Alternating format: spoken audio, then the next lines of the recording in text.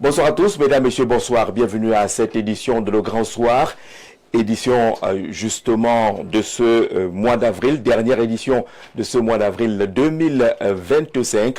Un format spécial qui consacre, qui invite et qui reçoit le professeur Jean Baebek, candidat à la prochaine élection présidentielle, qui a décidé de s'ouvrir à vous. Il vous présentera sa vision.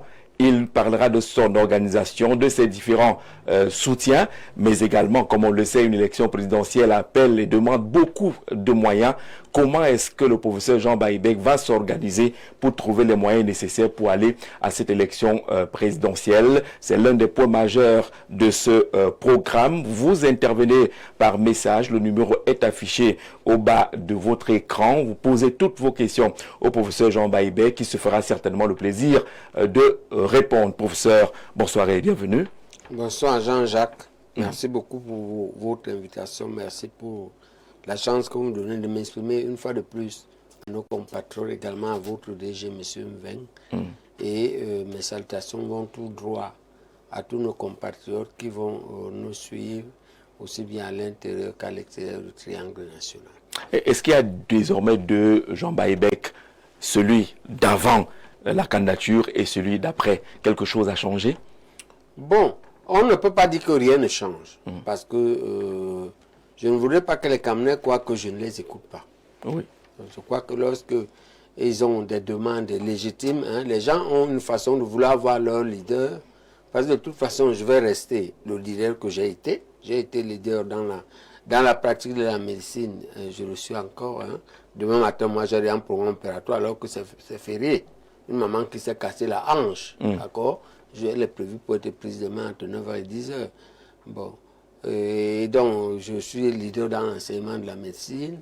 Et puis, je suis leader communautaire. Je suis un des leaders de l'UPC. Je voudrais être le leader de la nation maintenant. On va dire que ce soit en position favorable, c'est-à-dire le président, ou que ce soit autrement, de toute façon, je vais influencer. À ce titre, je ne peux pas refuser d'écouter mes compatriotes leurs doléances. D'accord. Je comprends ceux qui se plaignent d'une certaine façon de faire, de dire, c'est comme le péché, en pensée, en parole et par omission. Mais je promets les changements dans ce qui va être positif, pas dans ce qui va être négatif. C'est-à-dire que je ne peux pas vous promettre que je serai un président qui va vous laisser faire des bêtises, qui va laisser les gens piller le pays, les gens mal gouvernés, non. Le président actuel a fait ça. Ça n'a rien. Ça a donné la catastrophe que ça a donné. Moi, je ne vais pas faire. Je vais frapper ceux qui. D'accord? Ça va être très difficile pour eux. De mal travailler, de mal se comporter. Mais ça va être comme ça pour tout le monde. Je vais être dur avec mes enfants ou les élèves, les jeunes qui ne veulent pas prendre les responsables, qui veulent boire jusqu'à 22h, qui veulent finir leur argent. On ne va pas leur donner l'argent là.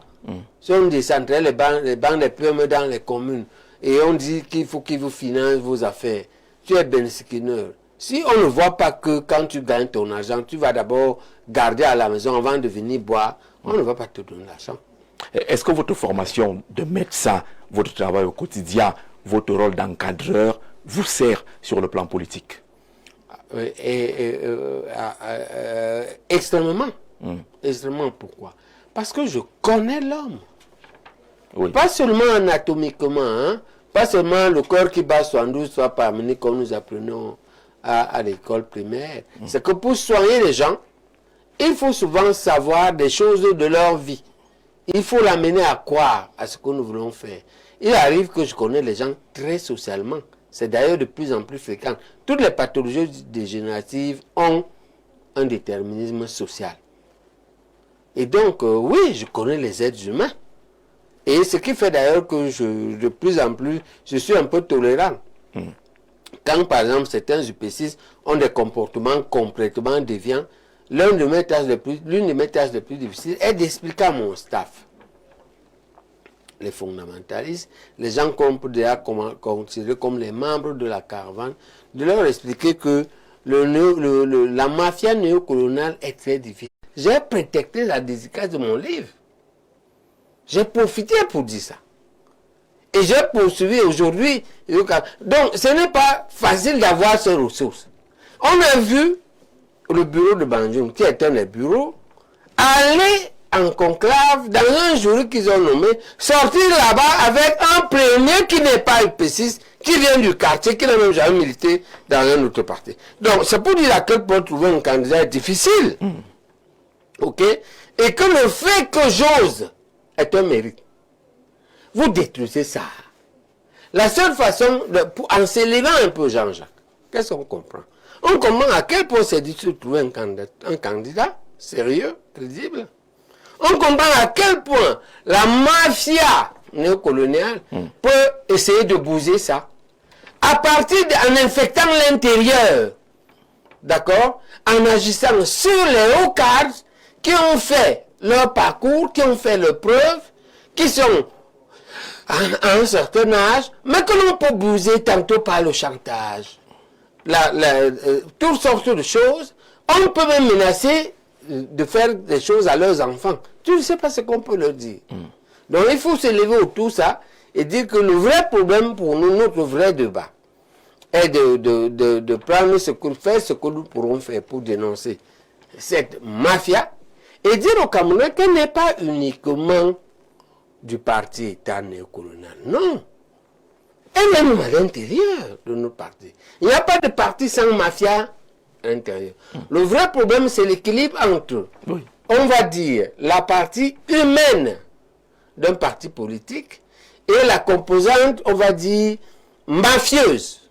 Les deux sont toujours en... C'est-à-dire, lorsqu'on prend les partis néocoloniaux, qu'est-ce qu'on observe? Lorsque ce parti est créé en 1985, c'est quoi le but? Le but, c'est essayer de construire le pays, la paix et tout ça. Mais c'est de l'autre très vite à l'intérieur et parfois au sommet, un clan qui a pour but s'enrichir, comme disaient les putschistes de 84, très vite avant qu'il ne soit trop tard. C'est une mafia. C'est une micro-communauté qui se forme à l'intérieur. Et il y a presque permanemment un combat. Et donc, nous ne devons pas faire comme si c'était un problème exceptionnel. C'est comme ça que l'univers est. D'accord? Il faut savoir que Dieu crée l'ange Lucifer. C'est Dieu qui le crée. Si on est dans la mythologie biblique, ok? L'ange Lucifer crée l'enfer. Et jusqu'à aujourd'hui, chaque fois que Dieu fait quelque chose, Lucifer est là pour la gâter. Si l'univers est comme ça, Jean-Jacques, pourquoi on veut s'offusquer qu'il y a pas il y a pas légal? Pourquoi? Mais on se rend quand même compte que l'esprit UPCiste s'est finalement évanoui. Non, je la représente. Patriotique, oui. Non, je suis venu ici avec l'embarguem, non? Oui. Vous avez vu Norga ici. Absolument. Il y a un esprit central, d'accord? Dans ce parti... Tout n'est pas perdu. Non, dans ce parti État, qu'est-ce que l'on pourrait dire des gens comme votre sub... Il est devenu régional. Comment on l'appelle? Régional de quel parti du pays? Ici à Yaoundé. Gilbert Chimevuna. Oui, est-ce qu'on peut critiquer Njimi? Il n'y a pas de perfection sur terre, d'accord? Nous tous nous sommes pécheurs. Ils sortent du lot. Mais Njimi est quand même meilleur de très loin que beaucoup de gens qui se disent du péché du bateau au soir. D'accord? Et je peux vous dire que moi je connais très près. Je vous ai déjà parlé ici d'un type comme Frou Anguafo. D'accord? Qui est au nord-ouest. Oui. C'est un type droit. Vous comprenez? Donc, tous les partis politiques ont ça. Ce que nous devons comprendre, c'est que, comme nous sommes sur terre, regardons bien, distinguons bien ce qui est bon pour nous et battons-nous pour cela. En nous battant contre ceux qui sont pour Satan. Et que la victoire n'est jamais définitive. D'accord. C'est la lutte permanente pour que le bien prime sur le mal, et c'est valable dans tous les partis politiques. Alors, lorsque vous avez annoncé votre candidature, lorsque vous avez été investi, pour garder la terminologie exacte, les Camerounais ont massivement apprécié ce choix, mais semblent observer que votre plus gros adversaire risque d'être au sein de votre propre parti politique. Mao a décrit ça. Et je viens de vous dire que, au ciel, Dieu a créé Lucifer avec les autres gens. Les gens, comment sont les grands anges là? Il y a quelques grands anges. Oui. Ils étaient ensemble. Il se fait se transformer en combattant de Dieu. Donc ça existe au ciel. Ça existe dans tous les partis politiques. Ça existe chez nous. Ce n'est pas ça qui est important. Qu'est-ce qui est important? C'est que cette candidature a en soi une valeur intrinsèque éprouvée dans l'histoire. C'est-à-dire ma vie depuis de près de plus de 60 ans au Cameroun, ma vie, ma croissance, ma vie adulte, mon travail, ma façon de vivre, et ma production et ma crédibilité dans les médias, j'étais connu comme un des Camerounais les plus respectés avant de déclarer la candidature. Oui. Ok, on peut miser sur ça. Ok, et l'humanité a été comme ça. Mandela, pour être Mandela, a d'abord été un excellent avocat. Il gagnait sa vie à Johannesburg, hein, très bien. D'accord? Bon, les De Gaulle ont été de très grands soldats. Ok? Donc, il y a la part personnelle, premièrement. Deuxièmement, ne pas trop regarder cette petite UPC mafieuse. Et garder, je les appelle ici pour dire, de garder le cap. Et je ne crois pas qu'il s'est effondré. Parce que le monsieur qu'on a trouvé, je ne veux pas le citer ici, parce que personnellement, je pense qu'il a, moi j'ai regardé un peu dans la toile. Il a une certaine valeur. Mais il a une vie un peu difficile qui ne permet pas de penser que quand moi on connaît ma famille, mes enfants, hein, quand chez nous les Africains, la première chose, un bassa, avant de te donner le mbok, on n'aurait pas le mbok, qui va dégénérer toute seule. Bon, il a promis au comité directeur d'aller s'inscrire, j'avais dit ça ici, à New Belgium, on l'attend là-bas. Il est là. Il s'inscrire dans un comité de base du droit, la deuxième. Il s'inscrira là-bas, et moi, au comité directeur, je l'ai en train de dire qu'il est entré par le toit, finalement. Il n'est pas entré c'est par la base. Le travail de la mafia. Oui.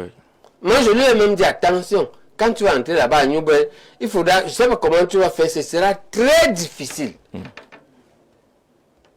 de te mettre dans une liste même des communales. Les gars de New Belgium que je connais, je suis un gars de New Belgium, l'esprit de New Belgium que je connais n'acceptera pas que tu sois sur une liste, à peine tu es entré, tu n'as même pas fait un an. C'est un problème. Mais ce que l'exécutif n'est pas un nominatif. Ce que je peux faire, c'est que si tu as un bon CV et que tu es réputé un gars sérieux, on peut dire qu'on va trouver une compensation dans l'exécutif. Parce que tout ce qui arrive là, on a 5 élections. Une présidentielle, une législative, on a 5 élections au total, sur une durée qui va être à peu près maximum 1 an. D'accord, sur ces 5 élections, les premières questions qui arrivent demandent pourquoi vous n'êtes pas passé par les municipales, par exemple, attendre 2026 que de commencer directement par une élection présidentielle. C'est l'ignorance, non? Il n'a pas regardé mon CV, mon parcours. J'ai conduit une liste municipale en 2013 que j'ai gagné dans Amatom. Je n'ai pas été maire parce que je devais choisir entre être maire et être professeur d'orthopédie. À l'époque, j'étais l'unique professeur. Et je ne voulais pas être maire parce que pour moi, on ne peut pas être maire habiter à Yaoundé. Il faut aller habiter la commune. Et je ne peux pas habiter la commune et aller enseigner. J'ai choisi l'enseignement, pourquoi? Pas parce que je suis ambitieux ou je néglais la mairie, mais j'étais le seul enseignant, mais il y avait plusieurs personnes pour être maire. D'accord? J'ai discuté ça au deuil de mon père entre le recteur Soso et Pierre Sendé. Le recteur Soso là devant lui. D'accord? Comme Sendé voulait absolument que je sois maire, il a voulu utiliser l'influence que le recteur Soso avait pour moi. D'ailleurs, du côté du recteur Soso, je laisse l'orthopédie, il vient rester à ma tombe. On peut trouver des maires. D'accord? Donc c'est un Camerounais qui ignore. Voilà. On lui dit que j'ai dépassé ce stade. Il y a belle lurette.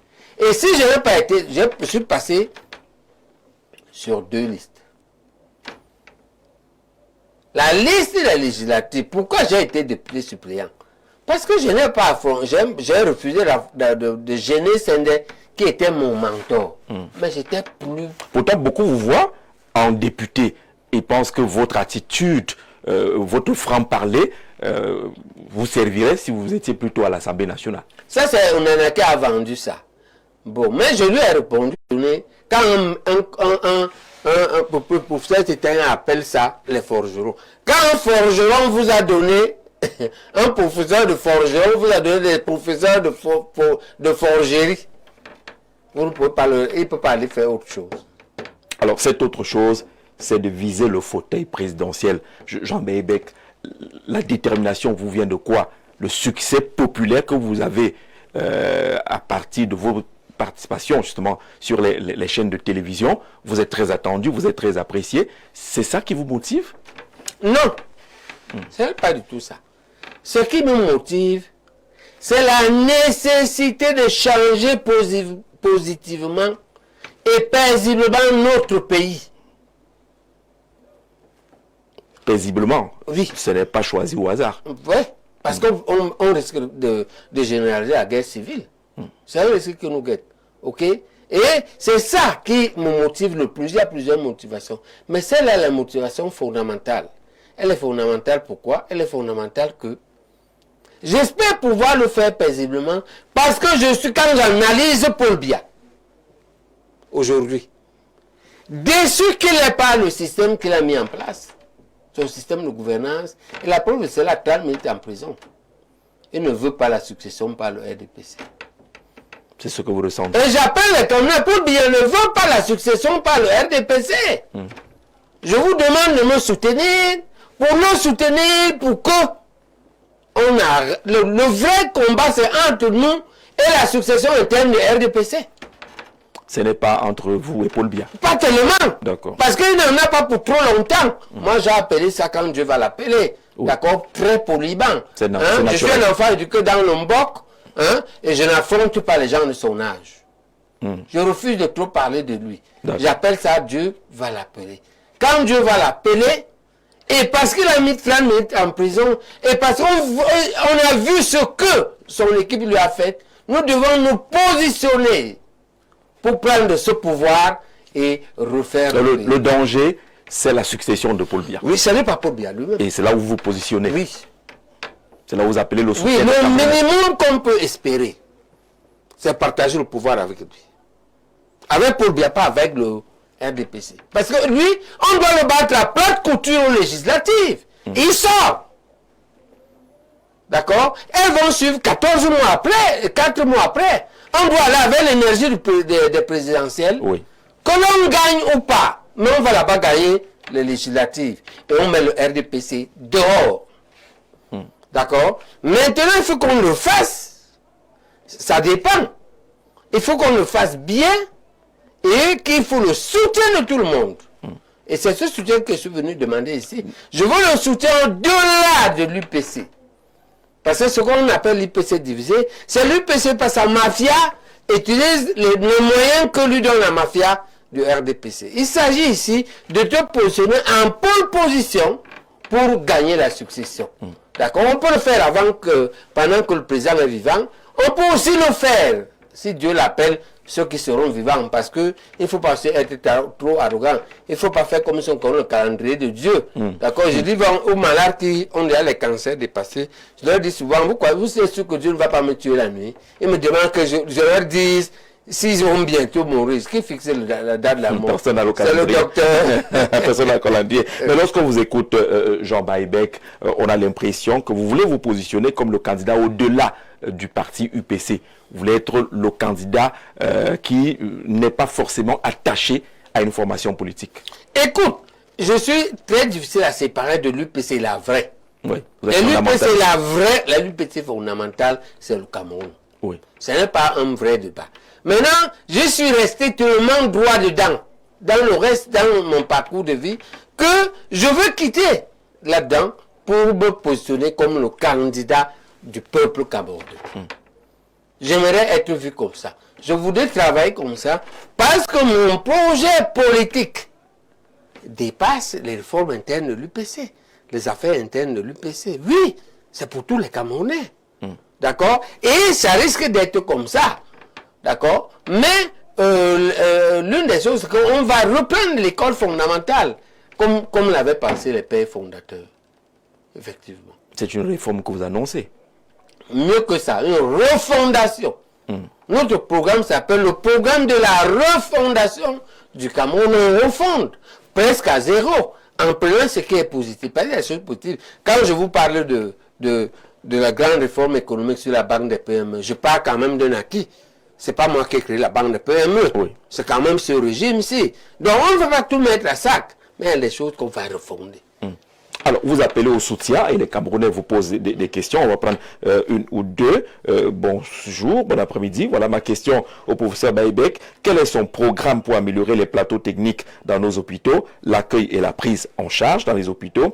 Que pense-t-il de la difficulté des laboratoires pharmaceutiques à obtenir des autorisations de mise sur le marché au Cameroun, notamment dans la prise en charge des cancers? Simon Donkwa, il doit bien connaître le secteur de la médecine. Il vous demande... Est-ce que vous avez un regard, vous avez ajouté un regard sur ce qu'on a comme plateau technique? Qu'est-ce que votre vision propose? Non, le plateau technique est trop petit. En réalité, par rapport à la demande camerounaise. Il y a un certain nombre d'efforts qui ont été faits ces derniers temps, mais ça reste petit. Pour l'améliorer techniquement, c'est simple. On va signer des accords avec les usines. Après avoir négocié avec deux pays, la Chine et l'Inde, on signe les accords d'équipement et de maintenance pour la formation des Camerounais et le suivi des équipements qu'ils posent ici. D'accord? C'est-à-dire on va sur une usine qui fabrique les scanners. Oui. Après avoir négocié avec le président chinois, on signe des accords avec lui. Il livre tous les scanners à tous les 50 hôpitaux de district. À tous aux multiples hôpitaux généraux, centraux et les hôpitaux districts. Ça fait à peu près 100. Ils nous livrent les 100 scans. On les place. Mais en même temps, ils forment 100 ingénieurs à ça. Ils viennent suivre et ils nous donnent une garantie de 5 ans. Et on le paye par traite. D'accord? On leur avait demandé l'argent aux Chinois pour construire l'Assemblée nationale devant un lycée Leclerc qui a les classes de 100 et 150.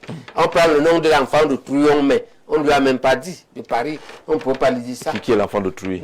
C'est pour bien l'enfant de quelqu'un. Hein. C'est un style. Non, le fait qu'on ait baptisé ce palais des Verts. Non, je ne pense pas qu'on lui a demandé. Je ne pense pas. On a donné le nom de l'enfant de Trouy. Oui. Je pense pas. Parce que si on lui dire c'est quoi? C'est lui rappeler qu'en face, il y a un lycée où il y a 100, parfois 150 élèves dans une classe. Les 180 députés qui sont en face, avec les 100 sénateurs qui seront en face, vous ont dit que c'est déjà petit pour eux.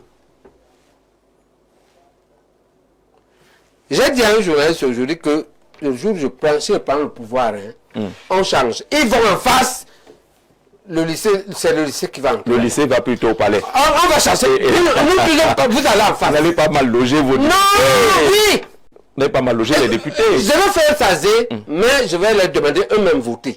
Il faut qu'on montre qu'on veut changer notre pays. Non seulement majoritaire, les UPC.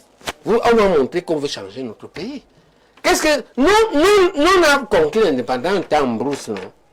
Entre la brousse de Boumiébel où nous étions, de Ngambé au Grand Maquis, ou du Maquis de l'ANNK à Loum, qu'est-ce qu'il y avait? On avait un bâtiment comme l'ancienne assemblée. Pourquoi on doit construire les écoles? On va prendre l'argent en Chine et on construit un truc comme ça, on prend le nom de l'enfant, nous tuons encore. Regarde la manœuvre pour le flatter, pour mieux piller. Parce que dans tout ça, il y a le pillage dedans. Il n'y a rien de sérieux. On l'adore avec ce choix. Oui. Je ne pense pas qu'il y a quelqu'un qui peut accepter ça, sauf ces gens-là. Qu'est-ce qui dérangerait? Le fait qu'on aille prendre l'argent en Chine, que ce soit un don chinois... Que l'argent soit tombé du ciel, que ça vienne de l'enfer. Quand tu veux construire une assemblée nationale, en face d'un lycée qui a... La norme, c'est 30. Le lycée général Leclerc, les classes... La norme... Moi, tu as fait la terminale, où vous savez comment... Police, peut-être une quarantaine. Attends, voilà. Moi, quand on faisait la terminale, c'était très construire une personnalité sur plusieurs années. Oui. J'ai fait tenir un comité directeur pour me faire investir. C'est coûteux. J'ai fait plusieurs réunions. J'ai loué un site qui s'appelle le quartier général, c'est à Bobo. C'est là où on tient nos réunions. J'ai reçu les gens qui venaient jusqu'au nord. Et ce qui nous reste à faire, il faut qu'on édite un journal. Le premier numéro, on espère qu'il va sortir ce numéro. C'est celui qui aura en anglais et en français notre projet de société. Ça coûte. Oui. Nous devons faire le défilé du 20 mai, qui est stratégique pour tout le monde. Ce n'est pas seulement l'UPC. Ça coûte. Nous devons visiter, l'équipe de campagne doit visiter chaque région pendant la période de pré-campagne. Sans faire la campagne, on doit faire le tour de ces régions. Ouais, au moins pour se parler. Oui. Ok. Puis la campagne viendra. On doit investir le candidat, il faut 30 millions. Ok. Voilà ce qui nous reste à faire. Pour atteindre quel but? On va où? On va vers les présidentielles. Mais immédiatement après, on doit faire les législatives. Objectif, dépasser 100 députés. On doit faire les communales. Objectif, dépasser 150 mairies. On doit faire les régionales, avoir suffisamment. Et puis on doit faire les sénatoriales. C'est presque en groupe. Pendant qu'on fait la campagne des présidentielles, on doit commencer à parler des autres. On appelle ça la cinétique, l'énergie, l'accélération. Donc, ça demande des moyens. Je vois déjà 2 numéros qui sont affichés, Momo et Orange Monnaie, qui sont affichés. Ça marche déjà? C'est déjà opérationnel? Oui, c'est opérationnel depuis avant-hier. Oui. Les 2 numéros. Ils sont arrimés aux 2 comptes bancaires, le compte d'épargne UBA et le compte courant UBA. Ce sont les comptes de l'UPC ou les comptes de Jean Baïbek? Alors, la question des comptes de l'UPC, c'est que les comptes de l'UPC ont trop de problèmes dans les tribunaux. Oui. Parce que les cartes direction se les disputent. Et tous les services comptables de juridiques des banques sont donc fébriles. Ce qu'ils m'ont conseillé, c'est que tu as assez de crédit, ouvre ton nom, sois seulement transparent et apprête-toi à recevoir des auditeurs externes, en même temps et des auditeurs internes. Donc, les 4 comptes, vous envoyez, si vous voulez me donner l'argent personnellement, c'est mon numéro de téléphone. Si vous voulez donner à l'homme Baïbek. Mais si vous voulez donner à l'homme candidat, oui.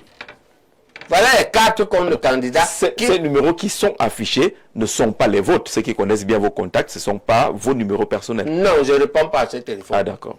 Hein? Les 2 puces sont ici. Et je ne prends pas ça. On ne me téléphone pas là. Ça, c'est pour envoyer. Hein? Et donc, les 2 comptes sont arrimés. Et il n'y a que eux, il n'y a pas mon argent là-bas. Ce qui va faciliter la gestion par l'administrateur interne. Ce qui va faciliter aussi les auditeurs externes que l'on aura à peu près. Chaque mois, on a arrêté ça la semaine dernière à la réunion de campagne. Chaque mois, on va tirer l'historique des 4 qu'on pose sur la table. Et on discute. On gère sur la base d'un budget. Et la gestion ressemble à la gestion des données publiques, c'est-à-dire que il y a un demandeur qui est une équipe de campagne. Par exemple, l'antenne de Marois veut de l'argent pour le défilé. On doit lui envoyer l'argent. Et on va lui créer un compte. On va demander UBA. On a un conseil là-bas. Qui va lui créer un compte à UBA Marois? Oui. Et on vire ce qu'on a prévu, le budget a prévu pour cette activité là-bas. C'est traçable. Oui, tout sera traçable. Ok. Celui qui est chargé du journal ici, la même chose, l'imprimerie, on lui fait un chèque. Ou bien un virement. C'est vous l'ordonnateur? C'est moi l'ordonnateur. Maintenant, ça peut poser problème. Mais j'utilise ma crédibilité. Je dis aux Camerounais, en 30 ans, en opérant 5 personnes par semaine, moi j'ai opéré plus de 10 000 Camerounais. Il n'y a pas un village, en moyenne au Cameroun à 10 000 villages. J'ai opéré à peu près 1 personne par village. Pourquoi vous me donnez votre corps? C'est ça que je dis aux détracteurs. Les détracteurs ont commencé. Hein? Voilà, je leur dis, vous croyez que les Camerounais qui m'ont donné leur corps, j'ai opéré. Beaucoup ont guéri, ils sont contents. Pour me donner 1000 francs, vous croyez qu'ils sont fébriles. Ils seraient cohérents. Parce qu'on n'en veut pas beaucoup. On veut l'argent du peuple. Et l'argent du peuple, par personne, c'est petit. On ne veut pas, on ne refuse pas. Mais on ne demande pas l'argent des grosses fortunes. Pourquoi? Parce qu'on ne veut pas se faire ligoter. Ok? La grande fortune qui donne, si elle croit la cause nationale, merci beaucoup. On va donner le privilège. D'ailleurs, nous, on va le donner au bas peuple. Si vous voulez l'historique, vous venez à OQG. Les images, on va vous donner. Vous regardez. Si vous voulez les questions, on met le DAF devant vous, il vous répond. Ok? Et on va faire des audits externes aussi, peut-être internationaux. Ça va dépendre. Donc, sur la foi du chirurgien que je suis, j'ai pris ma personnalité de chirurgien. On est de médecin, de chirurgien. C'est ça que je mets en gage. Pour résoudre un problème. Le problème des querelles internes des différentes directions de l'UPC qui se battent dans les tribunaux et traînent les banquiers dans tous les tribunaux. Et ça fait problème. C'est ma crédibilité que je mets en jeu. Et je pense que je garantis que je vais être... Puisque je suis l'auditeur final, si je ne veux même pas dire ça, est-ce que vous pouvez accepter qu'un voleur vous opère? Non.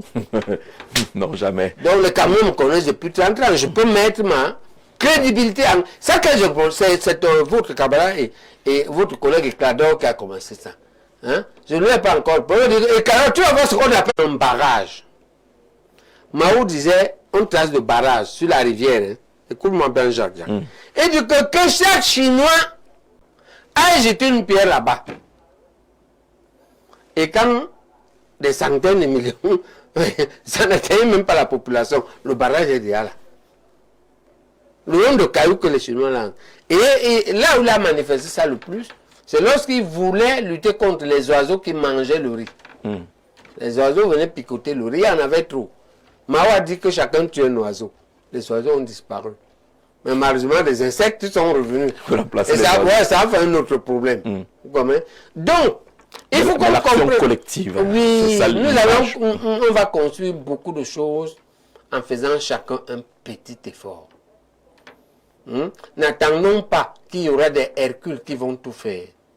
Et sachant qu'au moins certaines choses doivent être faites collectivement. Parce que parmi ces choses, il y a des choses comme si nous décidons de faire la propreté. Oui. On dit que personne ne jette des ordures au sol. Mais on met les bacs à ordures. Rien que devant chaque maison. Tout le monde jette personne ne jette plus rien au sol. Les Bamenda nous ont prouvé ça. Bamenda. Moi, quand j'ai terminé mes études de médecine, la ville la plus propre était Bamenda. Absolument. Limbe, ces derniers temps encore resté comme ça. Mais j'ai vu ça aussi à Garoua et à Bolova. Donc on peut généraliser. J'ai vu Garoua très propre. Quand je terminais, quand je descendais, quand j'étais jeune médecin, j'ai vu aussi Bolova plus récemment, encore il y a 5 ans. Bolova était hyper propre. Donc nous pouvons arranger un certain nombre de choses dans notre pays nous-mêmes. Mais il faudra que nous soyons tous dans une logique citoyenne. Que nous regardions vers la même direction. Et que personne n'ait le sentiment d'injustice. Je vais lutter, je vais être impardonnable pour les justices de ceux qui gouvernent. On ne va pas accepter ça. On va être très dur. Alors, ceux qui ont appris que vous avez lancé ce fundraising se demandent si, pourquoi vous n'avez pas fait depuis, pourquoi c'est maintenant seulement, est-ce que vous n'êtes pas en retard dans ce genre d'opération? Oui, je peux paraître en retard, mais je ne le suis pas. Et je vais expliquer pourquoi. Allez-y. Il y a un travail d'amour que moi j'ai fait, qui est exploitable par un présidentiable même en 2 mois. On va réussir. C'est différent d'un candidat qui n'a rien fait avant, ou bien il a fait avant des choses négatives. Avant il volait, avant il mentait, avant il dérangeait les gens. D'accord? Mais ce que moi j'ai fait avant, j'ai fait 2 choses positives au moins. Objectif mesurable. J'ai formé vos enfants. Et je vous ai dit, j'ai formé 6000 médecins. Je vous ai soigné. Qui sont des formateurs aujourd'hui aussi. Voilà. Voilà. D'accord? Je vous ai soigné et vous avez apprécié. Vous avez des questions, mon docteur. La communauté internationale l'a écrit. Qui était parmi les 100 meilleurs. Quand tu as ce bagage-là, est-ce que tu as besoin de te battre pendant des années comme les gens qui n'ont rien à vendre. Il y a beaucoup de gens là dehors qui n'ont rien à vendre. D'accord? Et on a à peu près 10 candidats maintenant. Ce que moi j'apprécie, parce que c'est moi qui ai lancé il y a une dizaine de jours, j'en ai même discuté avec Abba, hein, qu'il faut multiplier les candidatures parce qu'on a une administration devant qui veut nous éliminer. On ne peut pas coaliser. Si vous êtes 5, vous coalisez, vous envoyez, on élimine. Vous 5, vous avez perdu. Mais c'est plus facile d'éliminer un quand il est seul que d'éliminer 1 sur 5. Allons d'abord nous tous. Les coalitions, c'est après. Ça a doublé. Donc j'apprécie ça. Mais simplement, il y a des gens dedans qui n'ont pas un bilan antérieur. Hein? Peut-être pas parce qu'ils sont mauvais, mais peut-être parce qu'ils sont aussi jeunes. Ils n'ont pas eu le temps. Parce que pour avoir aussi un bilan, il faut le temps. Oui. Et il faut la grâce de Dieu. Aussi. Et il faut le soutien du peuple. Alors, qu'est-ce qui vous distingue des autres? Cabral Libya a lancé son appel à la mobilisation des fonds. Jean-Blaise Gouette en a lancé. Maurice Kamto en a lancé. Il parle des budgets de 6 à 8 milliards de francs CFA. Qu'est-ce qui vous distingue des autres, de ces candidats, entre guillemets, qui appellent aussi à l'apport du peuple? Mais les numéros ne sont pas les mêmes que les leurs. Ça aussi, ça c'est vrai. Dans la pratique, d'accord? D'accord. Les bilans sont différents. Les projets sont différents. Ce n'est pas les mêmes projets que... Mais j'appelle, je veux dire ici que au stade actuel, les candidats sont nombreux. Vous choisissez ce qu'ils vous disent, c'est pour que vous sortiez quelque chose. Et vous faites une petite cagnotte. Je dis n'importe quoi. Si vous avez prévu 1000 francs et que vous avez choisi 3 personnes, partagez par exemple 300, 300, 400. Ça suffit. D'accord? Parce qu'il faut savoir que il y a à peu près 5 millions de Camerounais qui peuvent cotiser au moins. Oui. De l'intérieur comme de l'extérieur, parce qu'il faut penser également aux Camerounais de la diaspora. Voilà. Oui. Ouais, le problème, quand vous donnez 100 francs, 5 millions multiplié par 100, ça fait 50 millions. Hein. Ce n'est pas petit. Absolument. D'accord? Donc, ce n'est pas mauvais. Il faut que tous les Camerounais se mobilisent pour le fonds résine. C'est important que tous les candidats aient le fonds résine parce que plus il y a les Camerounais, moins on dépend des groupes donateurs. Parce que le problème des groupes donateurs, c'est que ce n'est pas des dons, c'est des dettes. Ils vont vous tenir. Ils vont vous tenir. D'accord. Avec la réalisation, on maintiendra de temps en temps l'affiche qui annonce cette mobilisation des fonds. Peut-être que pendant l'émission, les premières contributions peuvent être enregistrées et nous, on sera fiers d'avoir participé aussi. Mais on va répondre aux questions des Camerounais. N'est-il pas préférable ou plus stratégique aux partis d'opposition de préparer les législatives afin d'avoir la majorité absolue au Parlement et être une force d'alternance sûre que d'aller à une élection présidentielle perdue d'avance? Je vois plus le professeur être un bon député pour défendre nos valeurs et notre cause que dans le costume d'un président. C'est Cyril depuis Douala. Vous avez déjà commencé par répondre à cette question. Est-ce qu'il pense que l'opposition devrait davantage se concentrer? Mais le législatif, c'est après.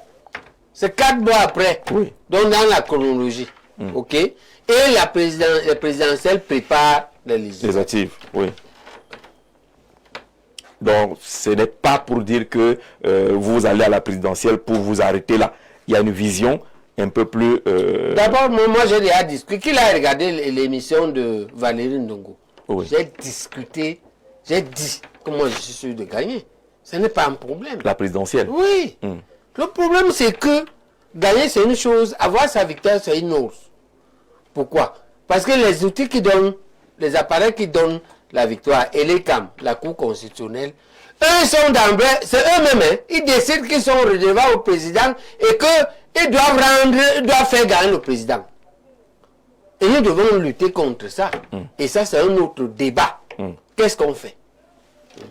J'ai déjà dit que même sur les suffrages, moi, il va gagner. Je n'ai pas de doute. D'accord. Alors, vous allez gagner. Que pense donc le professeur du sous-secteur forêt et faune du Cameroun, que les Camerounais puissent bénéficier de l'exploitation forestière et faunique? Quel regard, quelle vision sur notre forêt et notre faune?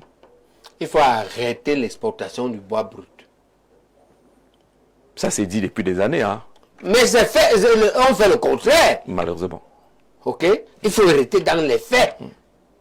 Et il faut créer les usines, il faut délocaliser les menuiseries.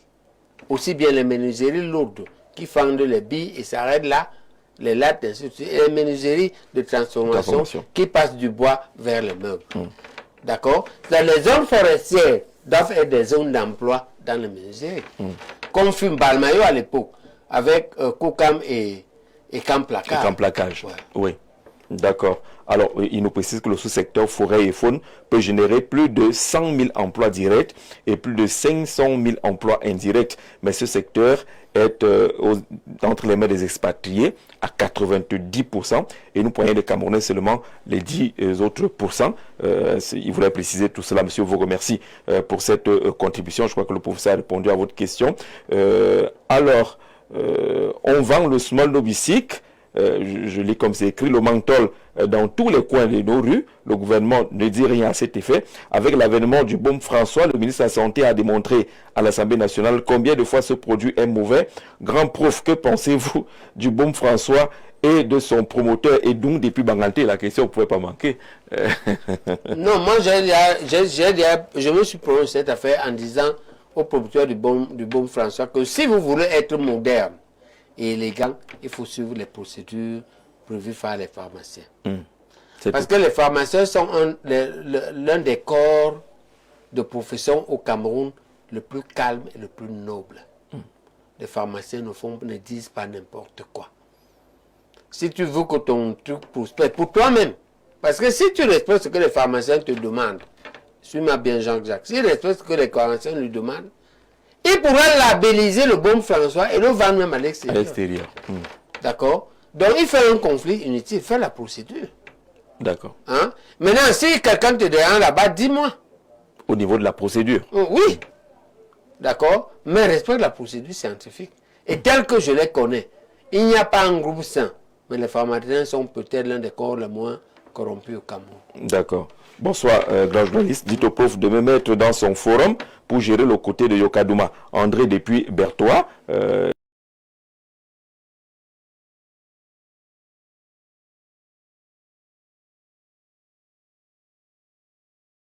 Si c'est ça que vous appelez mariage politique, non. On va discuter tout ça, à mon avis.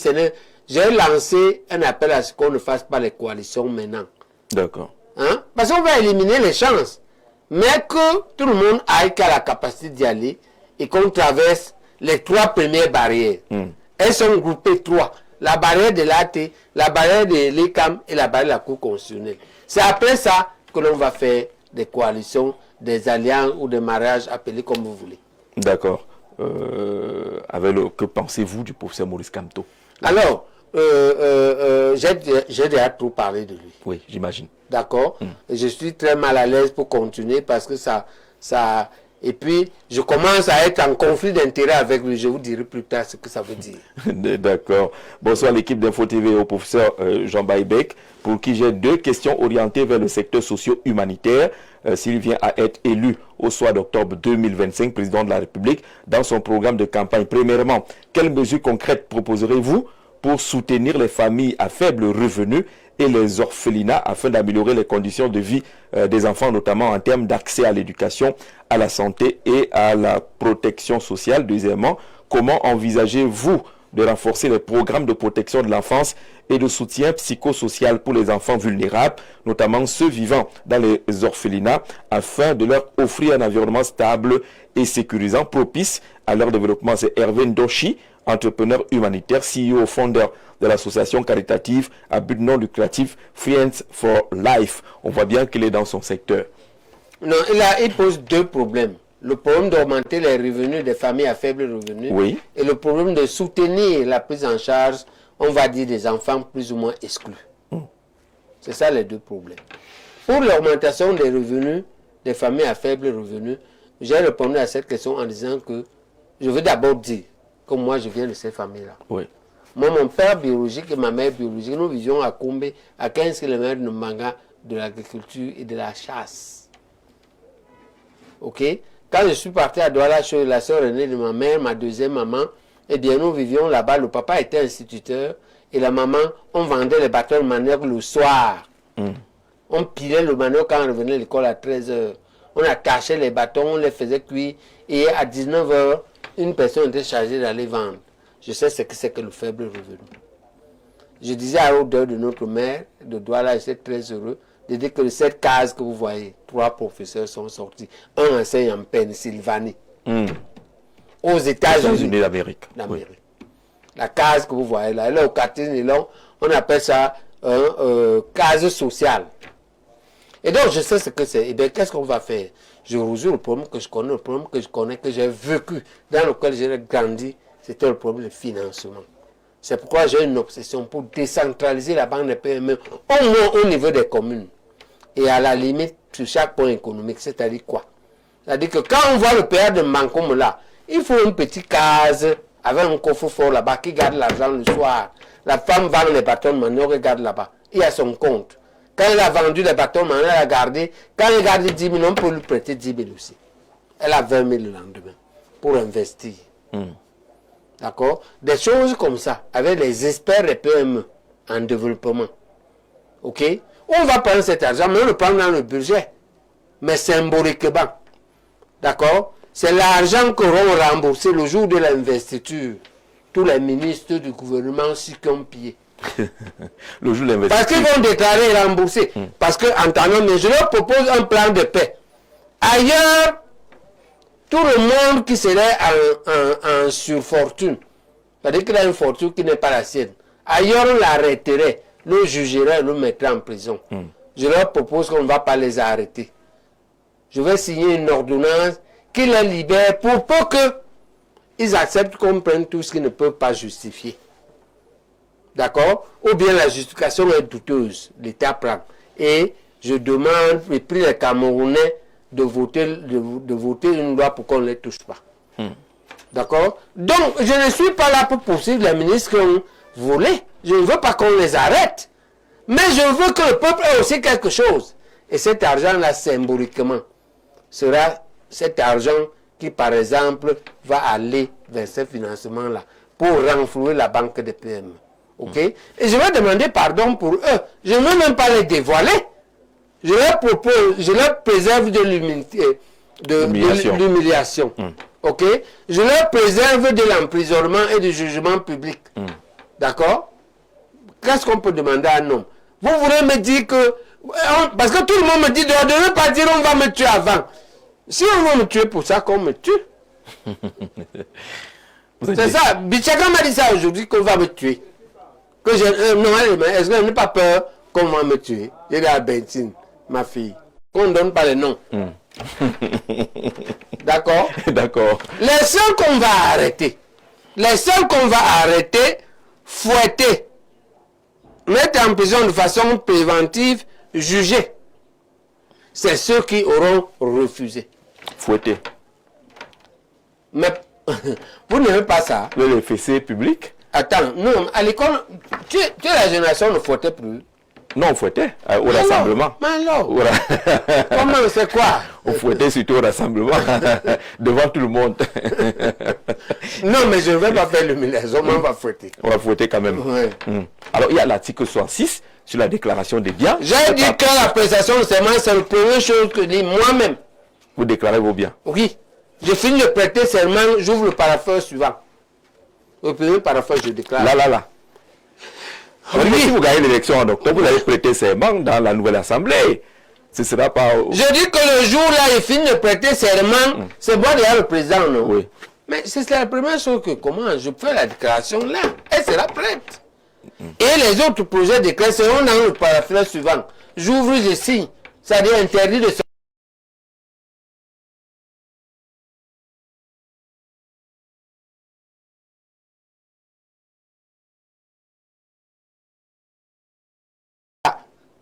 refonder. Vous avez déjà une idée du gouvernement? Est-ce que dans ce gouvernement-là, vous retrouverez Maurice Kamto? Bonsoir Jacques Zé. Une question pour le professeur Jean Baïbé. Comment entrevoit-il la gestion des mines, des ressources extractives de ce pays? Et également, comment apprécie-t-il la présence chinoise au Cameroun à marge des textes sur l'emploi des expatriés? Bouba Oumarou début Bogo, c'est dans l'extrême nord. Il écrit de très loin. Il veut savoir quel est votre regard sur la gestion des mines au Cameroun? Le problème, c'est qu'il faut enlever complètement l'opacité dans la gestion des ressources minières. Il faut rendre tout transparent. C'est-à-dire la SNH en tête. Voilà une entreprise, on ne voit jamais se lancer les concours. On voit à peine ses appels d'offres. Elle n'a jamais eu de journée porte ouverte. On n'entre pas là-bas. C'est un mystère. Ouais, Jean-Jacques aussi. Vous savez qu'un ancien directeur avait déclaré que compte seulement au président de la République. Première chose, le jour-là, il faut une journée porte ouverte. Des journées pour une semaine, on va dire une semaine chaque semestre. Tout le monde, même les enfants du village, doivent aller marcher à la SNH. Il faut qu'ils voient où est le pétrole. Le pétrole n'aime pas les bruits. Non. Le pétrole va accepter les bruits. Il va accepter les bruits. D'accord? Des décisions symboliques comme ça. Et puis maintenant, il y a une loi sur les sociétés d'État. Tous les emplois de l'État. L'État aura 3 fonctions publiques. La fonction publique nationale pour les gens hyper qualifiés. La fonction publique, les pilotes, les professeurs. La fonction publique régionale et les fonctions publiques communales. Il y a les prorata. Et tout se fait sur concours. Pour les petits métiers, c'est les entreprises sous-traitantes. On n'accède pas aux sociétés d'État, aux para-étatiques autrement que par un concours ou un entretien de haut niveau. D'accord? Donc, l'appel d'offres a été publié. Il faut que tous les Camerounais compétissent. Comment on entre à la SEDA? Vous allez couper les cordons ombilicaux. Hein? Il y en a qui sont liés par ces cordons-là. À une matière très tranchante. Vous êtes en train de la limer. Oui. D'accord? Parce que j'ai vu certains cadres. J'ai vu un cadre un jour, SNH, un jeune homme très brillant, le fils d'un grand dignitaire de ce pays, le beau-frère d'un collègue qui était même un ami. Déprimé comme... Pourquoi tu es déprimé? Il est déprimé parce que il a le sentiment que c'est une société où on ne reconnaît pas le mérite. Lui a fait le HEC. Un des HEC les plus durs. Il a étudié durement, il est compétent. Mais on dit que là-bas, il n'a pas la compétence. Là-bas, il y a seulement la confiance. Et la loyauté. Et ça le, oui, ça le déprime. J'ai vu.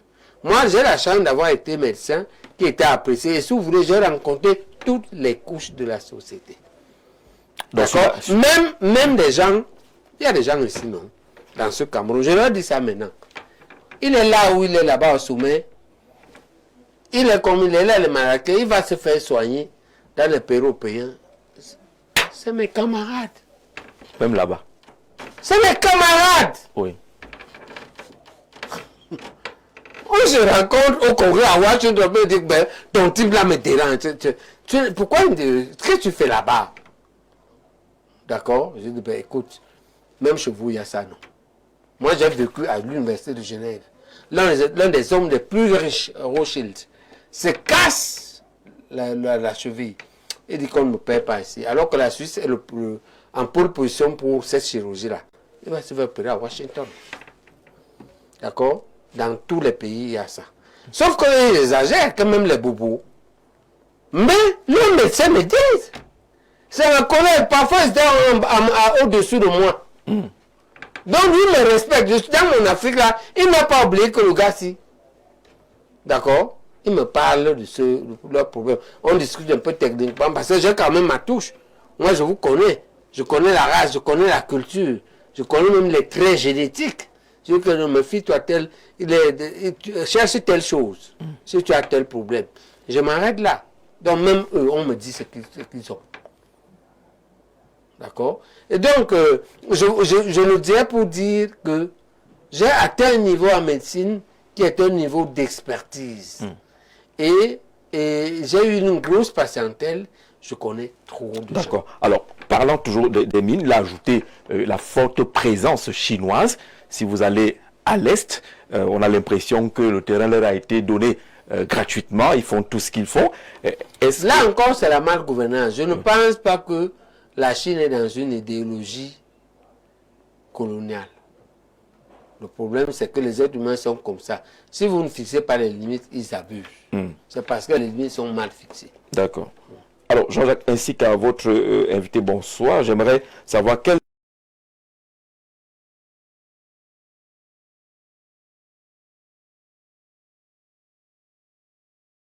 pensez-vous créer des usines d'extraction et de transformation ici au Cameroun? Vous les avez déjà annoncé pour ce qui est des forêts.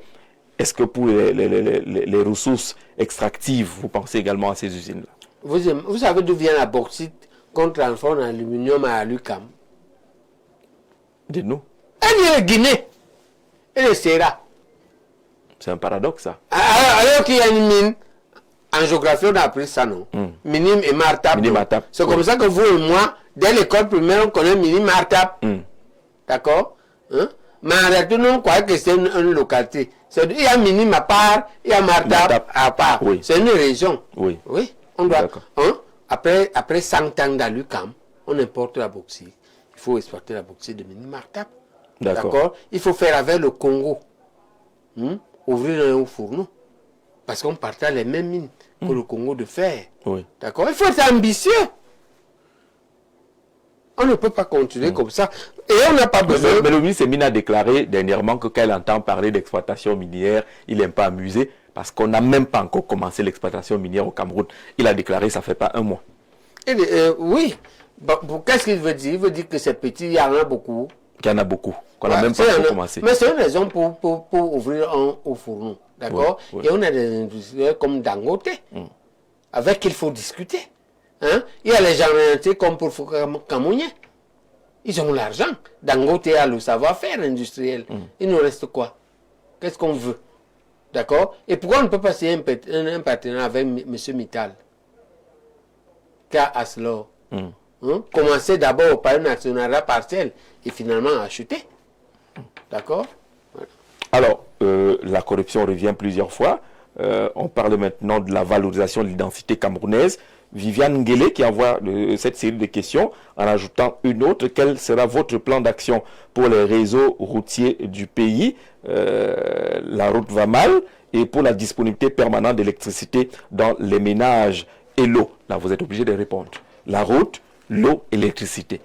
Alors, l'eau d'abord. Oui. On a un plan de un fourrage par village, 10 000 fourrages. C'est 150 milliards. C'est déjà prévu dans le budget. On prend seulement le budget d'investissement. OK? Pour l'électricité, on a une centrale solaire par village ou équivalent de village. Pour le ménage, le seul déficit qu'on va faire avec le temps, c'est la quantité qu'il faut pour l'industrie. Mais les ménages, une centrale solaire dans chaque village. C'est tout. Pour les routes, il y a 4000 km qui ont été budgétisés de bitume. Le bitume va atteindre chaque commune. C'est la première chose. 4000 km, ça suffit. C'est déjà budgétisé. Donc, on ira de commune à commune au Cameroun par la route bitumée. Très vite, on n'a pas besoin d'attendre. Parce qu'il n'y aura pas de détournement de cet argent. Cet argent va travailler. Justement, la question, où trouver cet argent? Parce qu'on entend souvent le Je dis que c'est...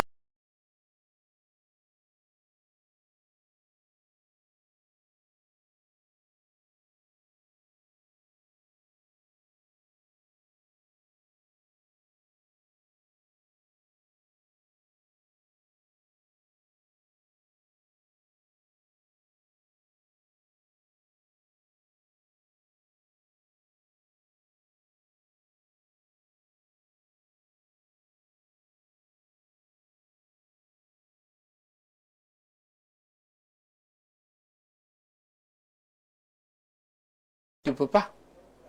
Tu peux me dire que techniquement, patron, c'est comme ça. Parce que c'est comme ça que le professeur du CHU, j'ai fait le nom avec lui à l'hôpital général. Il m'appelle patron. Il est professeur, non? Oui. Tu vas me désobéir, que tu comptes sur quoi?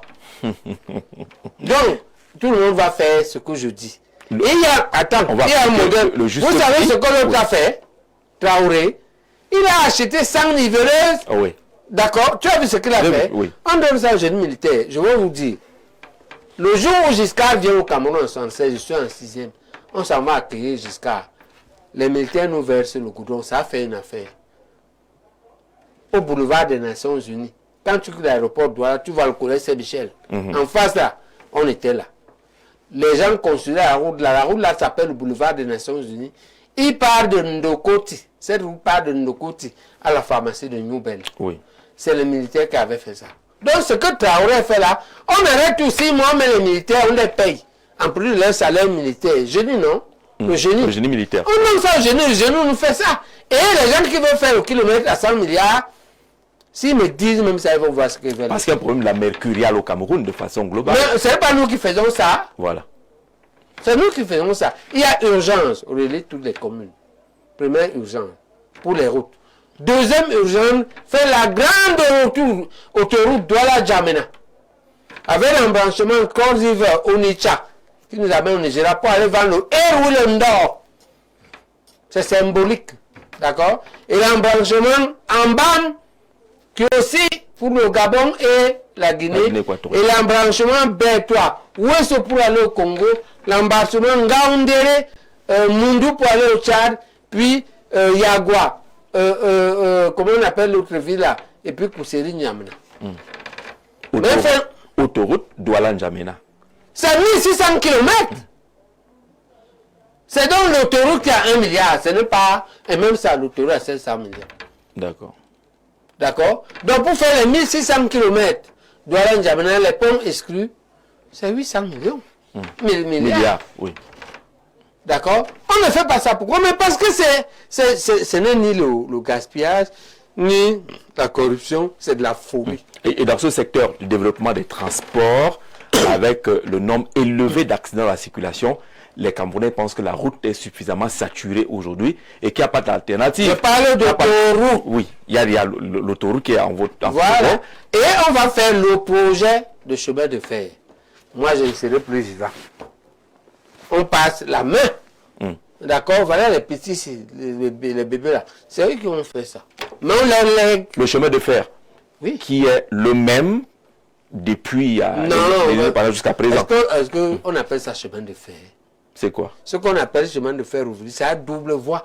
Les trains se croient chacun à 300 km. Est-ce que le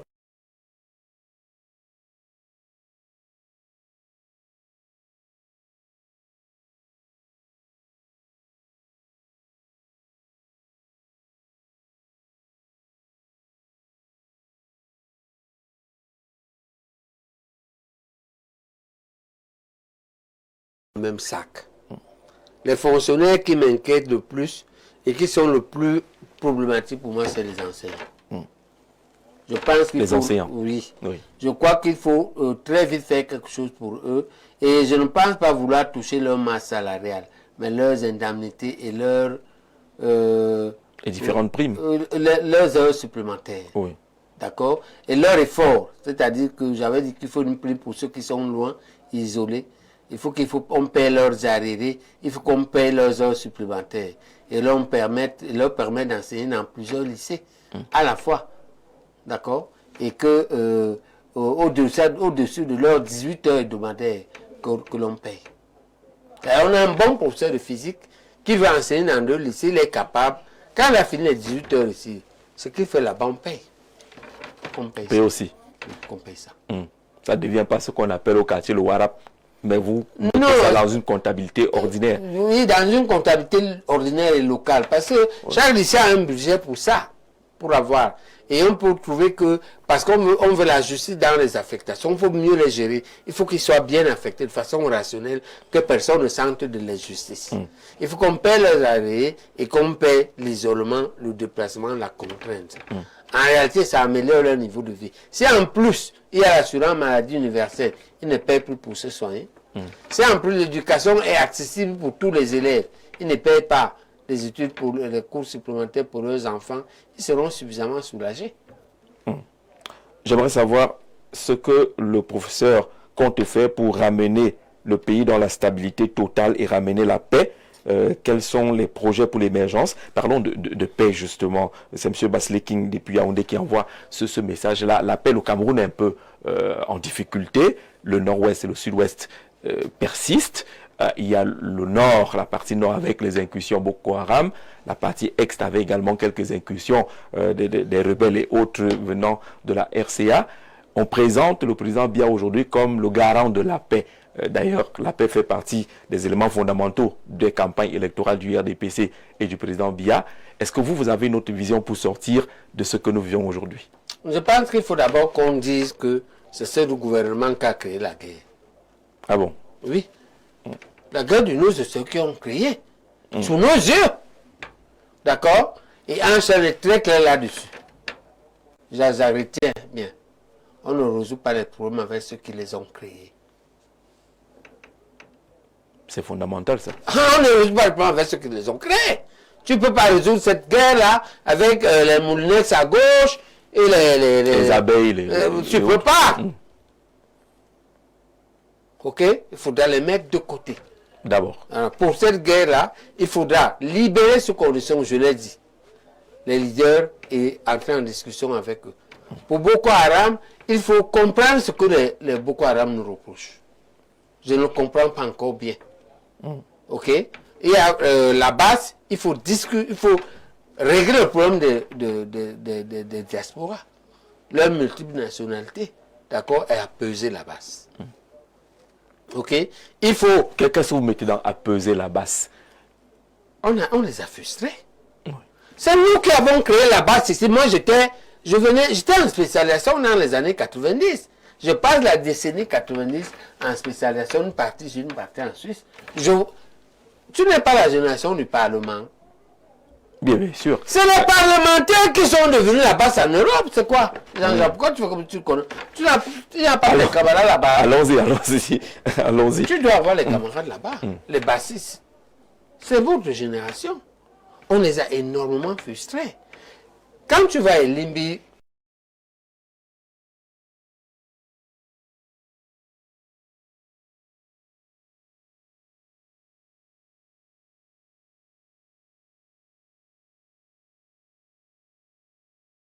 et ces Américains ne sont allés le voir là-bas.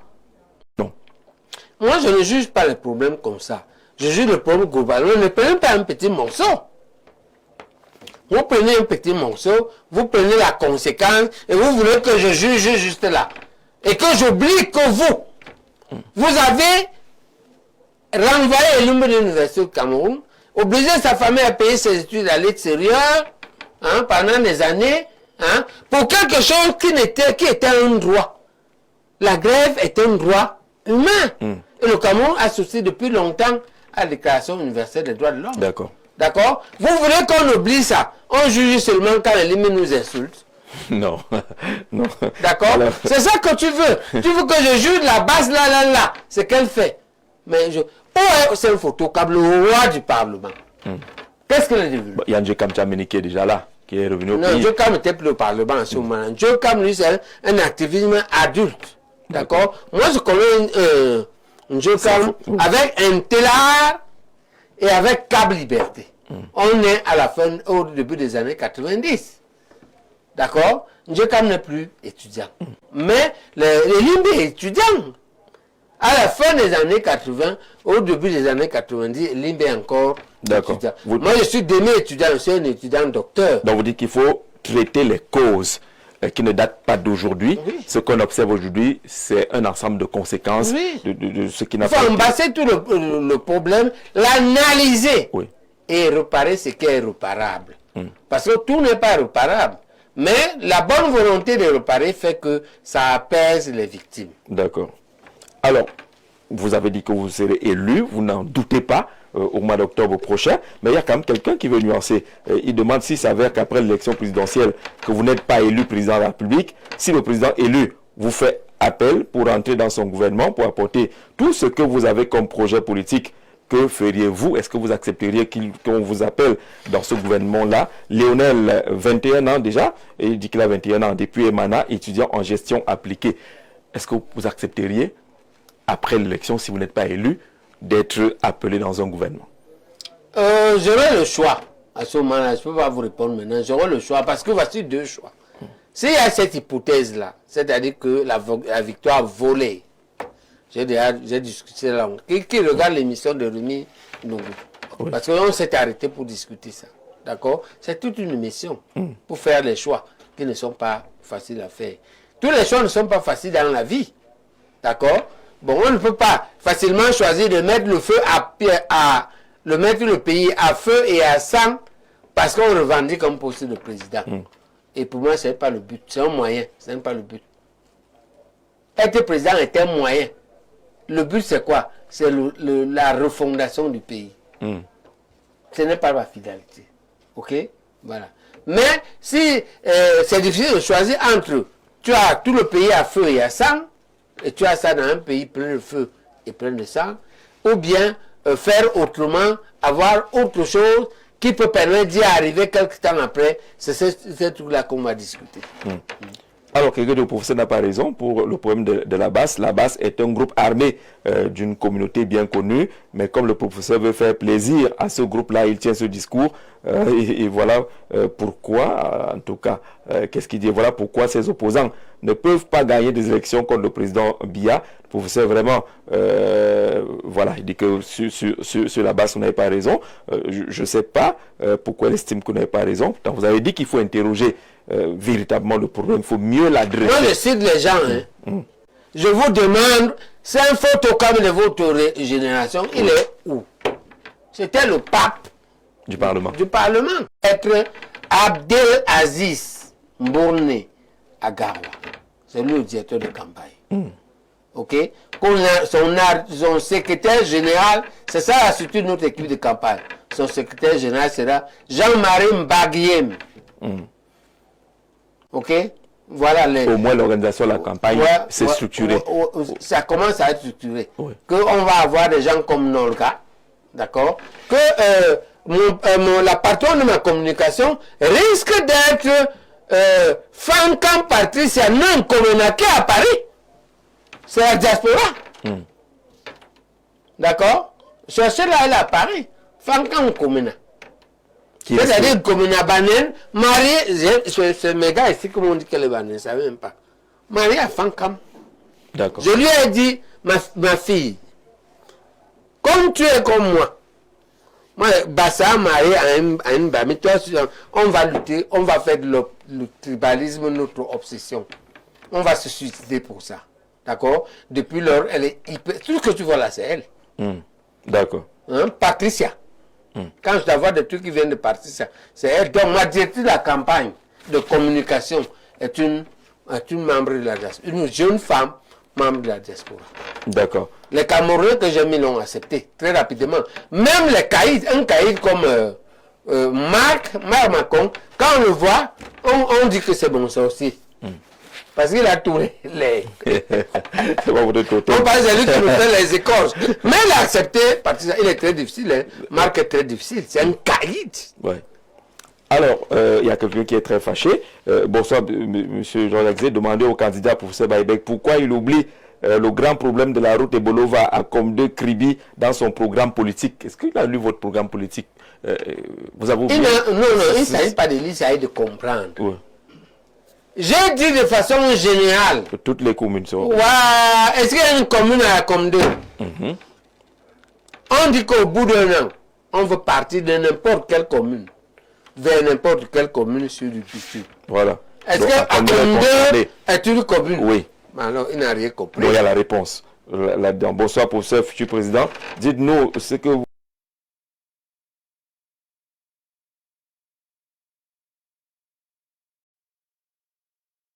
Logiquement ouvert entre le 8 juin et le 18 juillet. Oui. D'accord. C'est ça. Donc, il y a une activité permanente. Oui, il y a beaucoup d'activités. Autour du candidat. Quand je sors d'ici, je vais recevoir le Alfred qui est sur le journal. Est-ce que vous êtes en contact? Vous avez parlé de votre possible charge de la communication qui est dans la diaspora.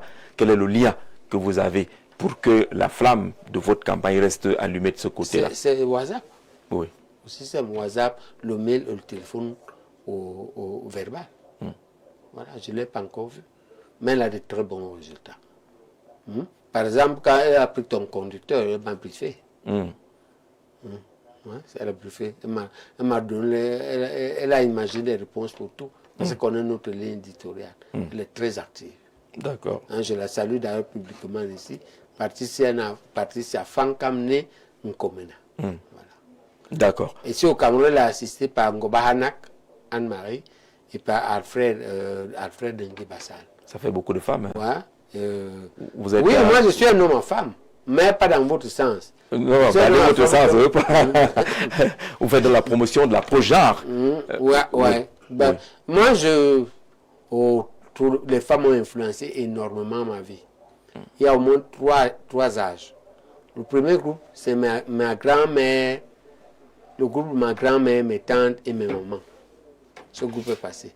Après, l'autre groupe, ce fut mes premières femmes et mes soeurs. Maintenant, c'est mes enfants. 3 générations.